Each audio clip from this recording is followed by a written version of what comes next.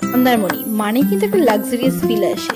তো সবার বাজেটের মধ্যে আজকে একদম রিজনেবল প্রাইসে এরকম রুম সহ ব্যালকনি থেকে একদম সি ভিউ, সব বাজেট ফ্রেন্ডলি, সবার মতো একদম রিজনেবলের মধ্যে তোমাদেরকে আজকে এই হোটেলটার আমি সব ডিটেলসে জানাবো। দেখতেই পাচ্ছ কতটা সুন্দর এবং সি ভিউ, সাথে কিন্তু প্রিয় মানুষের সাথে এরকম ভাবে হাত ধরে ঘোরা, বিচের সাইডে সবকিছু থাকছে এই ভিডিওতে। আর কেমন কি প্রাইস, খাবারের প্রাইস সবটা কিন্তু শেয়ার করবো। ডিটেলস ভিডিও হচ্ছে, পুরো ভিডিওটা স্কিপ না করে দেখতে থাকো।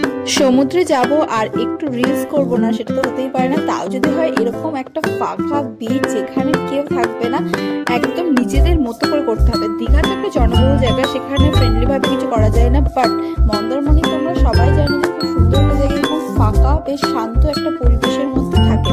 তো তাই জন্য অনেকেই মন্দারমণি প্রেফার করে, বাট বাজেটের জন্য পিছিয়ে আসে। আর তার মধ্যে থাকে এরকম একটা সুইমিং পুল, এরকম কটেজ সহ একটা রিসর্ট, তো আর কি চাই বলো। তো চলো সবটাই শেয়ার করছি। আমরা দীঘা থেকে 2 দিন থেকে পুরো 3 দিন ছিলাম। তো সেখান থেকে আমরা বিচ থেকে চেক আউট করে নিয়েছিলাম, আর সাথে ছিল কিন্তু এরকম একটা এলাহি খাওয়া দাওয়া। সবটা মিলিয়ে আজকের ভিডিও হতে চলেছে। তো চলো আজকের ভিডিওটা, দীঘায় আমাদের শেষ দিন, আর আজকের ওয়েদারটা দেখো কতটা সুন্দর লাগছে, একদম ভেজা ভেজা একটা ওয়েদার। আমরা কিন্তু চেক আউট করে বেরিয়েও গেছি। আজকে আমার দীঘাকে টাটা করার পালা। এবার আমরা যাব মন্দারমণিতে। হঠাৎ করেই প্ল্যান হয়েছে মন্দারমণিতে, তাই আমাদের কোনো হোটেল বুকিং করা ছিল না, আমরা মন্দারমণিতে গিয়ে বুকিং করব। আর যেহেতু আমরা বাসে এসেছিলাম, যাওয়ার সময় কিন্তু আমরা বাসেই যাবো। আর এই ব্রিজ থেকে আমাদের একটা সুন্দর ওয়েলকাম, একটা দিয়ে দিয়েছে, মানে বিল, যেটা আমরা রেস্টুরেন্ট করেছিলাম। আর মন্দারমণি থেকে দীঘা থেকে কিন্তু সোজা মন্দারমণিতে যাওয়া যায় না, চাউলকুড়া বলে একটা জায়গা আছে, সেখানে কিন্তু তোমরা নামতে পারবে দীঘা বাস স্ট্যান্ড থেকে। ওদের বলে দিলেই হবে যে মন্দারমণি যাবো। এসি বাসে গেছিলাম, 30 টাকা মতো নিয়েছিল পার পার্সন। তো আমরা চাউলকুড়া পৌঁছে ওখানে দেখবে অটো টোটো সমস্ত রকম থাকবে। তোমরা যদি দূর দূরে যাও সেক্ষেত্রে তোমরা অটো নিতে পারো, তোমরা শেয়ারিং করতে পারো। আর যদি টোটোতে যাও সেক্ষেত্রে কিন্তু প্রাইসটা একটু বেশি পড়বে, ওই 150 থেকে 200। কিন্তু ওরা হোটেল কিন্তু সমস্ত মধ্যে ঘুরিয়ে দেখাবে। আর যেহেতু আমরা কোনো রকম হোটেল বুক করে যাইনি, সেহেতু আমাদের একটু প্রবলেম হয়েছে রুম খুঁজতে, কারণ রুমের প্রাইস প্রচন্ডই হাই বলছিল। আর রুমও সেরকম ভাবে আমাদের পছন্দ হচ্ছিল না, প্রাইস 6000 7000 বলছিল, বাট রুমগুলো অতটাও ভালো ছিল না, একদমই বাজে ছিল।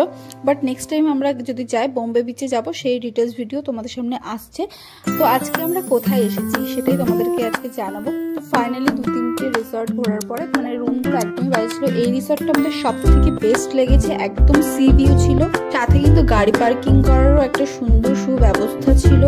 এছাড়াও একটা সুইমিং পুল ছিল বড়, যেটা রাত্রি 8টা পর্যন্ত ওপেন বলা হয়, বাট রাত্রি 10টা পর্যন্ত ওপেন হয়েছিল। আর এটা হচ্ছে রিসেপশন এরিয়া, অনেকটা বড় জায়গা জুড়ে ছিল। তো ফাইনালি আমরা একটা রুম পেয়েছি, আমরা রুম দেখবো। আর এটা হচ্ছে গোয়া রিসর্ট।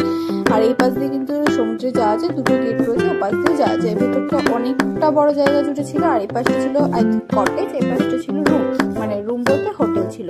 চলো রিসেপশনে একটু কথা বলে নেওয়া যাক। তার আগে তোমাদের একটু সি ভিউটা আমি একটু দেখিয়ে দিই, মানে এতটা সুন্দর লাগছিল। সুইমিং পুলের একদম পাশেই সরাসরি কিন্তু সি ভিউ, গেটটা দেখছি, গেটটার পরেই কিন্তু রয়েছে একদম সমুদ্র।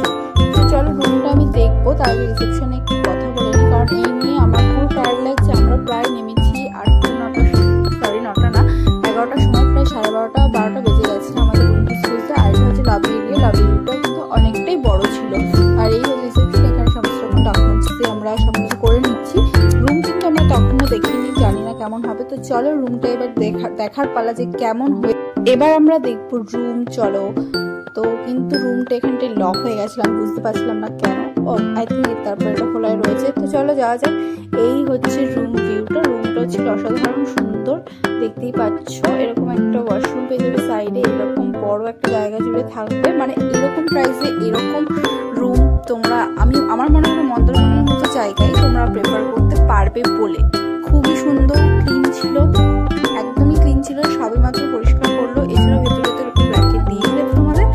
আর এই রুমে সব থেকে যেটা আমার বেশি পছন্দ হয়েছে, সেটা তোমাদের প্রথমেই বললাম, সব থেকে যেটা বেশি পছন্দ হয়েছে সেটা হচ্ছে আমাদের ব্যালকনি। আর বাথরুমটাও দেখে না, বাথরুমটাও ছিল একদম ক্লিন, আর অনেকটা যে বড় ছিল, এরকম বড় ছিল বাথরুমের স্পেসটা। আর এবার আসি ব্যালকনিতে, জাস্ট তোমরা পাগল হয়ে যাবে, আমি শিওর ব্যালকনি দেখে তোমরা পুরো পাগলই হয়ে যাবে। দেখো জাস্ট আমার সামনে থেকে দেখে জাস্ট ওয়াও লাগছিল, মানে অসাধারণ একটা ভিউ।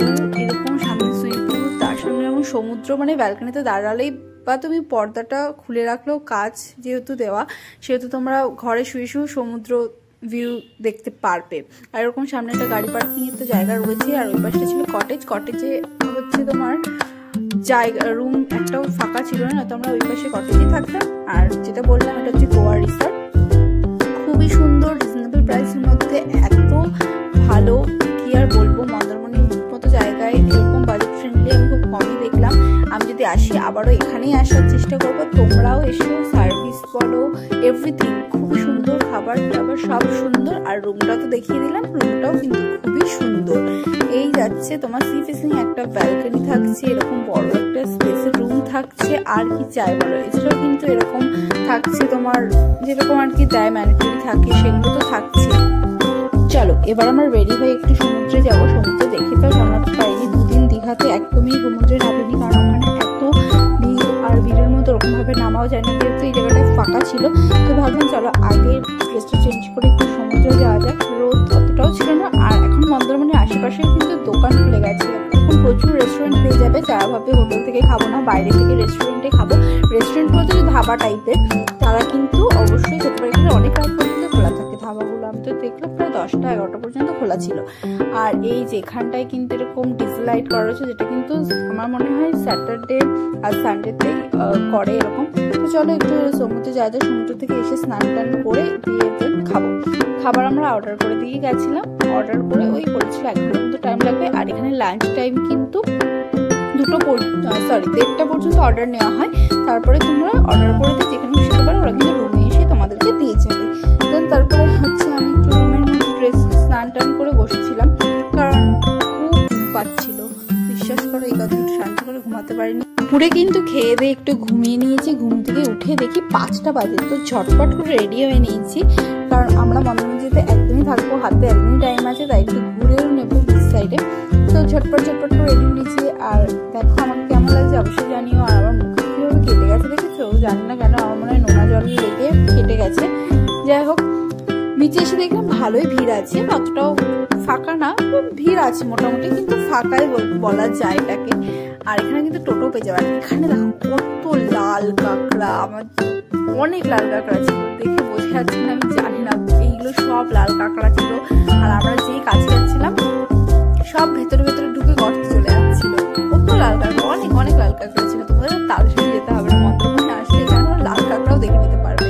আর আকাশটা সুন্দর লাগছিল দেখতে, মানে অসাধারণ লাগছিল দেখতে। তোমরা কারা কারা আসছো উইকেন্ডে মন্দারমণি, ট্রিপ তো একটা হওয়া যেতেই পারে, কি তাই তো? এরকম সুন্দর একটা হোটেলের আমি একটা ডিটেলস ভিডিও দিচ্ছি, অবশ্যই তোমরা কিন্তু এসে আমাকে কিন্তু কমেন্ট করে জানিও যে হ্যাঁ দিদি আমি এসেছিলাম আর এরকম দেখেছি। মানে সত্যি এখানে উদয়পুরে গিয়ে যেহেতু আমরা আমোদি মাছ পাইনি, সেহেতু ভেবেই রেখেছিলাম মন্দারমণিতে এসে খাবার। এখানে এসে দেখলাম এই কাকু এখানে আলু কাবলি মাখছে। আলু কাবলি কার ফেভারিট বলো তো? আলু কাবলি দেখলে না সেই ছোটবেলায় স্কুলের কথা মনে পড়ে যায়। তো ঝটপট করে আলু কাবলি মেখে, আলু কাবলি এখানে 20 টাকা 30 টাকা ছিল। আমরা 20 টাকারটাই মেখেছিলাম। আর আমি ভাবছিলাম ভুল করেছি 20 টাকা নিয়ে, কেন জানো, এত টেস্টি মেখেছিল, মনে ছিল না 30 টাকা নিয়ে। বাট কাকুটার কোথায় চলে গেছে খুঁজে পাই না নিতাম। তো ফাইনালি আমরা আমাদের মাছ নিয়ে হোটেলে চলে এসেছি। আর সুইমিং পুলটা জাস্ট দেখো কি সুন্দর লাগছে। বলেছিলাম তোমাদের রাত্রি 9টা-10টা পর্যন্ত ওপেন থাকে, একদমই তাই, রাত্রি 9টা পর্যন্ত তোমরা ওপেনিং পাবে। আর এই সমুদ্রের পাশে এসে দেখো এই বিচের সাইডে কত রিসর্ট, পুরো বোঝা যাচ্ছে। আমি জানি না দূর থেকে বোঝাচ্ছিল কিনা, আমরা যদি সমুদ্রে এসেছিলাম একটু রাতের বেলায়, দারুণ হাওয়া দিচ্ছিল, পুরো অন্ধকার, আমি বোঝাতে পারছি না, এত সুন্দর লাগছিল, দারুণ লাগছিল, দারুণ। আর বিচগুলো দেখে, মানে বিচের সাইডের রিসর্টগুলো দেখে ছোট ছোট ছোট আলো জ্বলছিল, খুব সুন্দর লাগছিল দেখতে। আর এখানে কিন্তু তোমরা বাচ্চাদের খেলার পার্ক, মানে দোলনা, এক্সট্রা স্লিপ, সুইমিং পুল, আবার সব কিছু কিন্তু পেয়ে যাবে। তাই আমি একটু দেখে একটু বাচ্চাই হয়ে গেলাম, একটু দোলনা চেপে নিলাম। তারপরে রাতের ডিনারে চলে এসেছি। রাতের ডিনারে কিন্তু নিয়েছিলাম চাউমিন, আর হচ্ছে নিয়েছিলাম মাঞ্চুরিয়ান। এবার বলি তোমাদের রুম প্রাইস, মানে যেটার জন্য তোমরা এতক্ষণ ধরে ভিডিওটা দেখলে। আমরা যেই রুমটায় ছিলাম সেটার প্রাইস ছিল 3200 বা 300 বলছিল। আর ওপাশে যে কটেজগুলো দেখালাম সেগুলো কিন্তু ছিল তোমার 2800, মানে 2800 টাকা। আর আমরা যেটাতে ছিলাম ওটা 3000, তোমার বার্গেনিং